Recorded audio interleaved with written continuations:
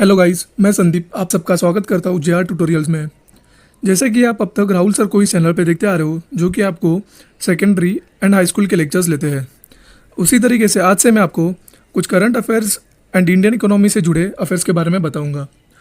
तो चलिए आज मैं आपको इंडियन इकोनॉमी से जुड़ा इंडिया की न्यू एफडीआई पॉलिसी के बारे में कुछ चीज़ें एक्सप्लेन करता हूँ। एफडीआई यानी फॉरेन डायरेक्ट इन्वेस्टमेंट। अब इसके नाम से ही आपको थोड़ी आइडिया हो गई होगी कि हम फॉरेन कंपनीज़ की इन्वेस्टमेंट के बारे में बात करेंगे। अब देखते हैं कि फॉरेन कंपनीज़ इन्वेस्टमेंट अगर इंडिया में करना चाहती है तो किस प्रकार करेंगी वो। अगर किसी फॉरेन कंपनी को इंडियन कंपनी में इन्वेस्ट करना है तो उसे एफडीआई के थ्रू करना होता है, इसलिए उन्हें सर्टन गाइडलाइंस फॉलो करनी होती है। और यह गाइडलाइंस जो है वो इंडिया के department for promotion of industry and internal trade decide करती है। अब हम देखेंगे कि एफडीआई हम किसे कहेंगे। अगर कोई कंपनी कुछ पैसे इन्वेस्ट करती है तो एफडीआई के लिए क्राइटेरिया क्या है। अगर कोई भी फॉरेन कंपनीज अगर इंडियन कंपनी के 10% और मोर देन 10% शेयर्स अगर परचेस करती है तो उसे हम एफडीआई कहते हैं। और यह एफडीआई जो है वो डीपीआईआईटी यानी department for promotion of industry and internal trade के अंडर आता है। और यह इसके रेगुलेशंस आरबीआई के पास होते हैं। अब हम देखते हैं कि फॉरेन कंपनीज़ के इन्वेस्टमेंट में डीपीआईआईटी यानी department for promotion of industry and internal trade का रोल क्या है, डीपीआईआईटी क्यों फॉर्म किया गया है। अब DPIIT is a policy maker for FDI, इसलिए सभी गाइडलाइंस फॉर एफडीआई डीपीआईआईटी बनाता है। अब डीपीआईआईटी जो है वो ministry of commerce and industries के अंडर आता है।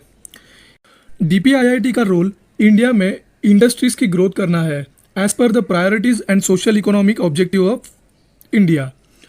अब देखते हैं कि अगर किसी फॉरेन कंपनी को निवेश करना है तो वो कैसे निवेश करेगी इंडिया में।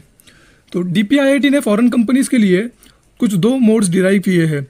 First one is through rooted process and second one is with approval of central government. अब देखते हैं कि डीपीआईआईटी ने दो मोड्स क्यों बनाए हैं और कौन सा देश किस प्रकार भारत में इन्वेस्ट कर सकता है। अब सबसे पहला हम देखते हैं थ्रू रूटेड प्रोसेस। अब थ्रू रूटेड प्रोसेस से कौन से देश इंडिया में निवेश कर सकते हैं। तो जो देश इंडिया की बॉर्डर से जुड़े नहीं है, यानी जैसे देश like America, Russia, Germany, Italy, France, ये देश जो कि इंडिया की सीमाओं से नहीं जुड़े हैं, उन्हें थ्रू रूटेड प्रोसीजर से जाना होता है। और कौन से देश ऐसे हैं जिन्हें गवर्नमेंट का अप्रूवल लेना ज़रूरी है, तो वो देश जो भारत की सीमाओं से जुड़े हैं, उन्हें with approval of central government अगर इन्वेस्ट इंडिया में करना है तो वो कर सकते हैं। जैसे कि देश like Pakistan, Bangladesh and China, अगर इन्हें कोई 10% से ऊपर कोई भी कंपनी का शेयर अगर खरीदना है तो उन्हें सेंट्रल गवर्नमेंट से प्रायर अप्रूवल लेना होता है। आई होप दोस्तों आपको ये वीडियो पसंद आया होगा, तो लाइक ज़रूर करिए, कमेंट करिए एंड शेयर करिए एंड चैनल को सब्सक्राइब करना ना भूलिए। Thank you.